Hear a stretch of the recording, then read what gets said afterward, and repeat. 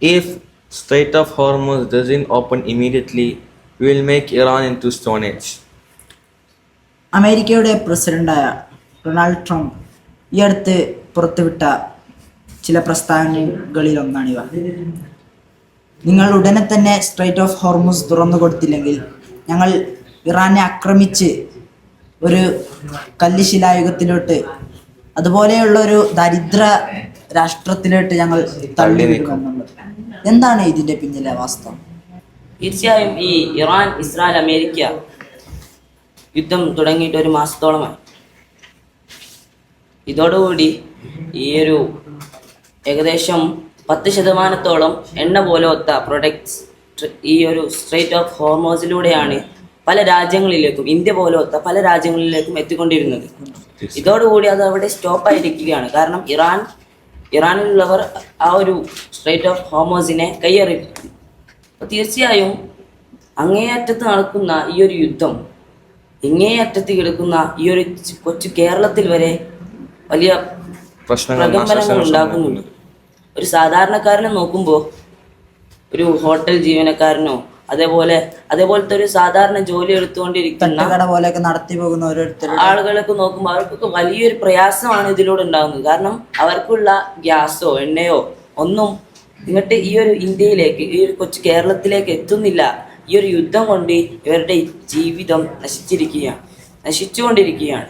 നമ്മുടെ നരേന്ദ്രമോദി തന്നെ പറഞ്ഞു, ഈ ഒരു ലോക്ക്ഡൗണിലോട്ട് നീങ്ങിക്കൊണ്ടിരിക്കുകയാണ്. അപ്പോൾ ഈ ഒരു ഇറാൻ ഇസ്രായേൽ അമേരിക്ക യുദ്ധം തുടങ്ങിയിട്ട് ഒരു മാസത്തോളമായി. അപ്പോൾ അവരുടെ സുപ്രീം ലീഡറായ ആയത്തുള്ള അലി ഖാമനി പോലത്തെ പല ലീഡേഴ്സും കൊന്നു തള്ളപ്പെട്ടിരിക്കുകയാണ്. പല നേതാക്കളും കൊന്നു തള്ളപ്പെട്ട് അവരൊരു താഴ്ത്തിക്കൊണ്ടേയിരിക്കുകയാണ്. ഒരു നേതാക്കൾ ഇല്ലാതായിരിക്കുകയാണ് ഈ ഇറാൻ.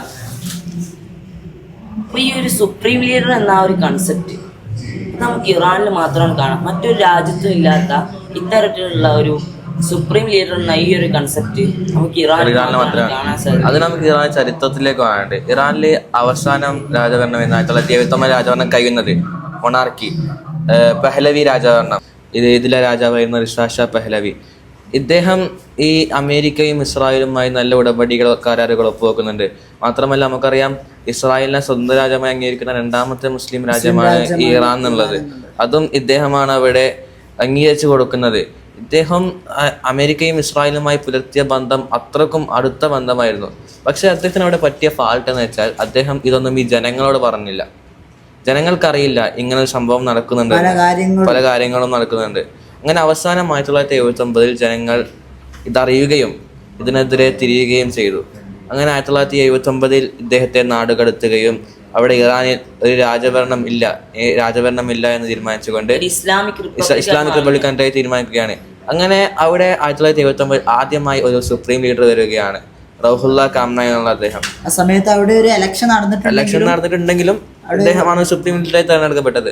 അങ്ങനെ ഇദ്ദേഹം വന്നതോടുകൂടി അമേരിക്കയും ഇസ്രായേലുമായുള്ള ബന്ധം, ഇറാന്റെ ബന്ധം അവിടെ വഷളാവുകയാണ്, കുറച്ചും കൂടി വഷളാവുകയാണ്. അങ്ങനെ ഇദ്ദേഹം ഒരു 10 വർഷത്തെ ഭരണത്തിന് ശേഷം ഇദ്ദേഹം മരണപ്പെടുകയാണ്. അന്ന് നേരിട്ടുള്ള യുദ്ധം ഇല്ലെങ്കിലും ഇവർ നിയൽ യുദ്ധം നടന്നിരുന്നു. പക്ഷെ 1989 ഈ റൗഹുല്ല ഖാംനായി മരിക്കുകയാണ്. 2ാമത്തെ സുപ്രീം ലീഡറായി നമുക്കറിയാം ഈ അടുത്ത് മരണപ്പെട്ട ആയത്തുള്ള അലി ഖാംനായി, ഇദ്ദേഹം വരികയാണ്. ഇദ്ദേഹം വന്നതോടുകൂടി നിയൽ യുദ്ധം മാറി അത് ഒരു തുറന്നുള്ള യുദ്ധത്തിലേക്ക് നീങ്ങുകയാണ്. ഒരു ഫലസ്തീനെ സപ്പോർട്ട് ചെയ്യുന്നു എന്ന പ്രത്യക്ഷത്തിൽ ഈ ഇറാനിലുണ്ടായിരുന്ന ശക്തമായി എതിർക്കുകയാണ്. നമുക്ക് കാണാം, ഈ ഇസ്രായേലിനെ ചെറിയ ചെകുത്താനെന്നും അമേരിക്കയെ വലിയ ചെകുത്താനെന്നും പ്രസ്താവിക്കുന്നുണ്ട് ഇറാൻ. അപ്പൊ അവരുടെ ഒരു മോട്ടോ തന്നെ ഈ ഇസ്രായേലിനെയും അമേരിക്കയും എതിർക്കുക എന്നതിലേക്ക് മാറുന്നുണ്ട്. മാത്രമല്ല ഇറാനിലുണ്ടായിരുന്ന ഈ ഇസ്രായേൽ എംബസി അത് ഫലസ്തീനിലേക്ക് എന്താക്കുന്നുണ്ട്, ഇറാൻ മാറ്റിക്കൊടുക്കുന്നുണ്ട്. മാത്രമല്ല ഹമാസ് പോലുള്ള സൈനികർക്ക് പിന്നിൽ നിന്ന് പരിശീലനം ഇറാൻ നൽകുന്നുണ്ട്. ഇതൊക്കെ തന്നെയായിരിക്കും ഈ അമേരിക്കയും ഇസ്രായേലും ഇറാനോട് തിരിയാനുള്ള കാരണം. അപ്പോൾ ഈ അടുത്തായി ഈ ആയത്തുള്ള അലി ഖാംനിയെ കൊന്നു തള്ളിയിരിക്കുകയാണ്. ഇപ്പൊ നമ്മൾ പറഞ്ഞു, അവിടെ പൊളിറ്റിക്കലി തിരഞ്ഞെടുക്കപ്പെട്ട ഒരു പ്രസിഡന്റിനേക്കാൾ വലിയ സ്ഥാനമാണ് അവിടെ സുപ്രീം ലീഡർ. അപ്പോൾ ഒരു പ്രസിഡന്റിന്റെ പ്രൊട്ടക്ഷനിനേക്കാൾ ഒരു പവർഫുൾ പ്രൊട്ടക്ഷനാണ് സുപ്രീം ലീഡർക്കുള്ളത്. തീർച്ചയായും അതിനെയൊക്കെ തകർത്തുകൊണ്ട് അതിനൊക്കെ നിസ്സാരമാക്കിക്കൊണ്ട് കണ്ണിങ് ആയിട്ട് അക്യുറസിയോടെ 3 മാസത്തെ ഒരു റിസർച്ച് ഗൂഢാലോചനയ്ക്ക് ശേഷം എന്താക്കാണ് ഈ ആയത്തുള്ള അലി ഖാംനിയെ കൊന്നു തള്ളുകയാണ്. ഇങ്ങനെ കണ്ണിങ് ആയിട്ട് ഈ ഒരു സുപ്രീം ലീഡറെ കൊന്നു തള്ളിയ ഇവർക്ക് എങ്ങനെ ഒരു മിസ്റ്റേക്ക് പറ്റി? 2 സ്കൂളുകളിലായി 265ഓളം കുട്ടികളെ 1 മുതൽ 4 വരെ പഠിക്കുന്ന കുട്ടികളെ ഇവർ കൊന്നുകളയുകയാണ്. എങ്ങനെയാണ് ഇവർക്ക് ഇങ്ങനെ ഒരു മിസ്റ്റേക്ക് പറ്റിയത്?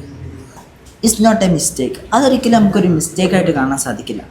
കാരണം ഞാൻ പറഞ്ഞു, ഇറാൻ്റെ പരമോന്നത നേതാവായിട്ടുള്ള ആയത്തുള്ള അലി ഖാംനി അവർ അത്രയും കണ്ണിങ് ആയിട്ട് കൊന്നു. അത്രയും കണ്ണിങ് ആയിട്ട് ആയത്തുള്ള അലി ഖാംനിയെ കൊന്നവർ 2 സ്കൂളുകളിലായിട്ട് 265 കുട്ടികളെ കൊന്നു എന്ന് പറഞ്ഞ് അത് ഞങ്ങളുടെ ഒരു മിസ്റ്റേക്കായി എന്ന് പറയാൻ നമുക്കൊരിക്കലും അത് അംഗീകരിക്കാൻ സാധിക്കില്ല. അതിനെക്കുറിച്ച് നമ്മൾ പഠിച്ചു നോക്കുമ്പോൾ നമുക്ക് BC 850കളിലോട്ട് സഞ്ചരിക്കേണ്ടതുണ്ട്. BC 850-ാം നൂറ്റാണ്ടിൽ അന്നത്തെ ബനു ഇസ്രായേലുകാർ അവരുടെ ഒരു ദൈവമായി കണ്ട, അവർക്ക് സമ്പത്ത്, മഴ, കാറ്റ് ഒക്കെ നൽകുന്ന ഒരു ദൈവമായി കണ്ട ബാൽ എന്ന, അഥവാ മുസ്ഹഫിൽ പറഞ്ഞ ബാൽ എന്ന ആ ഒരു ദൈവത്തെ പ്രീതിപ്പെടുത്താൻ വേണ്ടിയിട്ടാണ് അവർ ഇതെല്ലാം ചെയ്ത് കൂട്ടുന്നത്. ആ ഒരു BC 850-ാം നൂറ്റാണ്ടുകളിൽ തന്നെ ഈ ബാലിനെ പ്രീതിപ്പെടുത്തുന്ന രൂപം എന്താണെന്ന് വെച്ചാൽ, ഈ ബാലിൻ്റെ പ്രതിമ ഉണ്ടാക്കുകയും അതിൻ്റെ ഉള്ളിൽ ഒരു അഗ്നി കത്തിച്ച് സ്വന്തം മക്കളെ, അമ്മമാർ പെൺകുട്ടികളെ എടുത്ത് അതിൻ്റെ ഉള്ളിലോട്ട് എറിഞ്ഞ് സ്വന്തം ശരീരത്തെ കത്തിക്കൊണ്ട് ഉപദ്രവിച്ച് വളരെ നിഷ്ക്രൂരമായ പ്രവർത്തനങ്ങളാണ് നടത്തിയിരുത്തുന്നത്. ഈ ഒരു ബാലിനെ പ്രീതിപ്പെടുത്തുക എന്നുള്ള ഒരു ഉദ്ദേശം വെച്ചിട്ടാണ് ഇസ്രായേൽ ഇവിടെ ഇത്രയും കുട്ടികളെ കൊന്നിട്ടുള്ളത്. ഈ എപ്സ്റ്റീൻ ഫയലിലും അതുപോലെയുള്ള എപ്സ്റ്റീൻ്റെ ബാങ്ക് അക്കൗണ്ടിലൊക്കെ ഈ ബാലിനെ കുറിച്ചിട്ട് വ്യക്തമായിട്ട് പറയുന്നുണ്ട്. അവൻ്റെ ആ ഒരു ദ്വീപിൻ്റെ ഉള്ളിലൊക്കെ ഇതുമായിട്ട് ബന്ധപ്പെട്ട് പല കാര്യങ്ങളും ഒളിഞ്ഞു കിടക്കുന്നുണ്ട്. ഇപ്പോൾ നടക്കുന്ന ഇറാൻ അമേരിക്ക വാറും ഈ എപ്സ്റ്റീൻ ഫയലും തമ്മിൽ എന്താണ് ബന്ധമുള്ളത്? ഈ എപ്സ്റ്റീൻ ഫയൽസിനെയും ഈ ഇറാൻ അമേരിക്ക ഇസ്രായേൽ യുദ്ധത്തിനെയും ബന്ധപ്പെടുത്തി നോക്കുമ്പോൾ ആ യുദ്ധം തുടങ്ങിയ ആ ഒരു ദിവസത്തെ ഒന്ന് നമുക്ക് പരിശോധിച്ച് നോക്കാം. ഈ അമേരിക്കയിലെ DOJ, ഡിപ്പാർട്ട്മെൻറ്റ് ഓഫ് ജസ്റ്റിസ് എന്ന ആ ഒരു ഡിപ്പാർട്ട്മെൻറ്റിന് ഈ എപ്സ്റ്റീൻ ഫയൽസിൻ്റെ ആ ഒരു ഡോക്യുമെൻറ്റ്സ് ലഭിച്ചപ്പോൾ അവരതിനെക്കുറിച്ച് ഫെബ്രുവരി 25-ാം തീയതി അതിനെക്കുറിച്ച് നന്നായി പഠിക്കുകയും 26-ന് അവരതൊരു ഡാറ്റയാക്കി എല്ലാം സെറ്റാക്കി വെക്കുകയും 27-ന് അത് പുറത്തു വിടുമെന്ന് അറിയിക്കുകയും ചെയ്യും.